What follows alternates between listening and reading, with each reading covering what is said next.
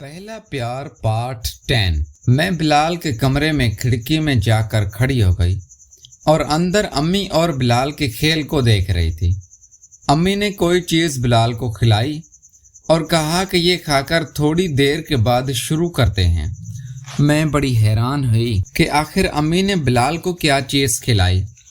मैं समझती थी कि खाली मैं ही इस चीज़ की ख्वाहिशें ज़्यादा रखती हूँ, लेकिन मेरी अम्मी तो मुझसे भी 4 हाथ आगे निकली थी। और फिर बिलाल और अम्मी आपस में कुछ बातें कर रहे थे। शायद अम्मी बिलाल से कह रही थी कि बिलाल तुम चले जाओगे, मुझे तुम्हारी याद आएगी और तुम्हारी कमी कौन पूरी करेगा। तुम्हारे बॉस तो बस ऐसे ही हैं, उन्हें तो मेरा कुछ ख्याल तक नहीं है और वो तो थक के हार जाते हैं और आते ही सो जाते हैं। वो तो अच्छा हुआ कि तुम होते हो, सारी कमी को पूरा कर देते हो। तकरीबन कोई 30 मिनट तक अम्मी और बिलाल आपस में बातें करते रहे। फिर अम्मी ने कहा कि बिलाल चलो तैयार हो जाओ, शुरू करते हैं। फिर अम्मी भी तैयार हो गई और बिलाल भी तैयार हो गया। अम्मी बिलाल के उसको और बड़ी महारत के साथ खा रही थी।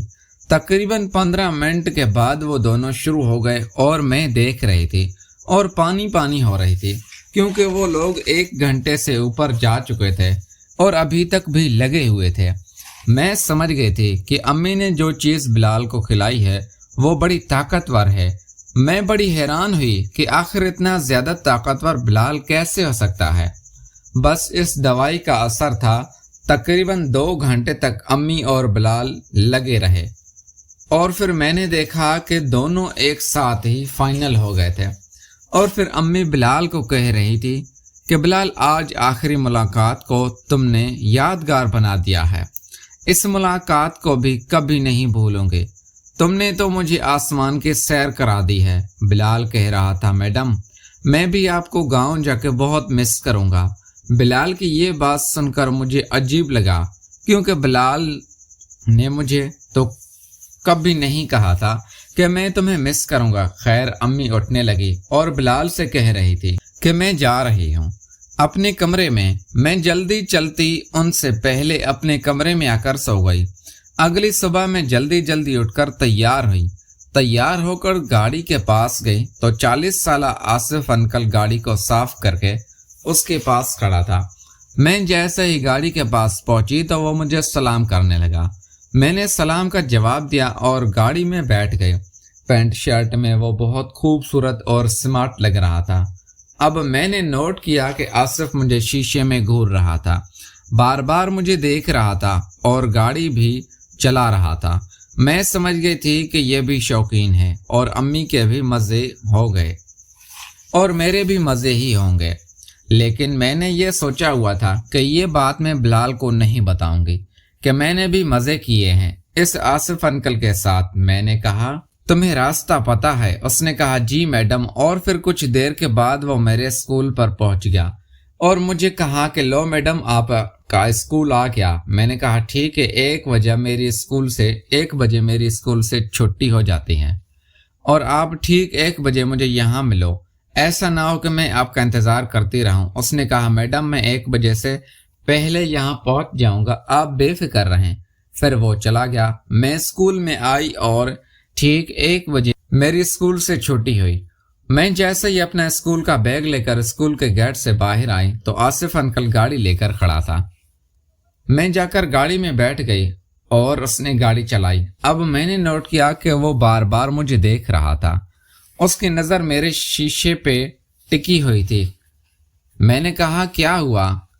आगे देखें, अब शीशे में आप बार बार देख रहे हैं। मैं कहीं नहीं जा रही, आप घर पे मुझे जी भर के देख लीजिएगा। वो मुस्कुराने लगा, कहने लगा, ऐसी कोई बात नहीं है मैडम। मैंने कहा कि हाँ मुझे पता है कैसी बात है, वैसे मुझे भी तुम्हारे जैसे स्ट्रॉन्ग ड्राइवर की ज़रूरत थी।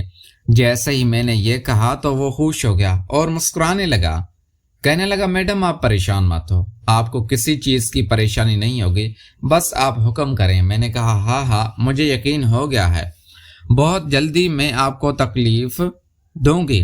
आसिफ अंकल कहने लगे, तकलीफ की क्या बात है, ये तो मेरा फ़र्ज़ है कि आपकी हर बात को मानूं। अब मैं उससे समझ गई थी और वो भी मुझे समझ गया था। اب بات صرف مجھے اس کو بتانا تھی کہ میں تمہارے کمرے میں آؤں گی اور اس نے تیار ہو جانا تھا، لیکن مجھے اس سے بات کا ڈر تھا کہ کہیں امی نہ آ جائے اس روم میں اور مجھے اور آصف کو ایک ساتھ نہ دیکھ لے۔ آصف تھا تو 40 سال کا اور میں بہت چھوٹی لڑکی تھی اور یہ سوچ رہی تھی کہ پتہ نہیں یہ میرے ساتھ کیا سلوک کرے گا، کہیں ایسا نہ ہو کہ میری مشین ہی بگاڑ کے رکھ دے۔ میں نے کہا کہ 2 دن میں دیکھتی ہوں، کہیں امی تو نہیں اس کے روم میں جاتی۔ میں رات کو 1 بجے درمیان اس کے روم میں جھانکا کروں گی۔ بس یہ سوچتے سوچتے ہم لوگ گھر آ گئے۔ میں اپنے روم میں چلی گئی، بیگ رکھا، یونیفارم چینج کر کے ہاتھ منہ دھو کے کھانے کی ٹیبل پر آئی تو شمع نے کھانا لگایا۔ کھانا کھانے کے بعد میں اپنے روم میں جا کر سو گئی۔ وقت کا پتہ ہی نہیں چلا اور رات بھی ہو گئی۔ ہم سب نے مل کر کھانا کھایا، ابو بھی آ چکے تھے۔ پھر رات کے 10 بجتے ہی ہر کوئی اپنے اپنے کمرے میں جانے لگا اور میں بھی اپنے کمرے میں آ کر لیٹ گئی اور موبائل پر مووی دیکھنے لگی۔ مووی دیکھتے دیکھتے پتہ ہی نہیں چلا اور رات کا 1 بج گیا۔ اب میں نے سوچا کہ جا کر دیکھتی ہوں آصف کے کمرے میں کہیں امی تو نہیں پہنچی ہوئی، اور میں یہ بھی سوچ رہی تھی کہ کہیں مجھے جاتے ہوئے امی یا ابو نہ دیکھ لیں۔ اگر دیکھ لیا تو مسئلہ خراب ہو جائے گا۔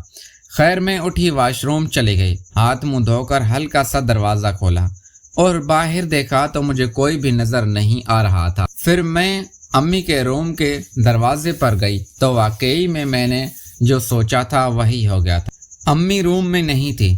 پھر میں نے سوچا کہ شاید ابا کے روم میں چلی گئی ہوگی۔ پھر میں ابا کے روم کے پاس جا کر اندر دیکھا تو ابا سو رہے تھے۔ پھر میں آہستہ آہستہ چلتے ہوئی آصف انکل کے کمرے کے پاس جا پہنچی اور پھر آہستہ آہستہ میں چلتے ہوئی اس کمرے کی کھڑکی میں پہنچ گئی۔ میں نے کان لگا کے سنا تو اندر سے ہلکی سی سرگوشیوں کی آوازیں آ رہی تھی۔ یقیناً میری امی اندر روم میں تھی۔ میں نے کھڑکی کو ہلکا سا کھولا، کھڑکی کھل گئی۔ میں جیسے ہی اندر دیکھا تو میرے پیروں کے نیچے زمین نکل گئی، کیونکہ اندر تو امی آصف انکل نہیں۔ پیارے دوستوں، میں امید کرتا ہوں آپ کو ہماری ویڈیو پسند آئی ہوگی۔ اگر تو ویڈیو پسند آئی ہے تو ویڈیو کو لائک کر کے چینل کو لازمی سبسکرائب کریں۔ ملتے ہیں اگلی ویڈیو میں۔ Thanks for watching.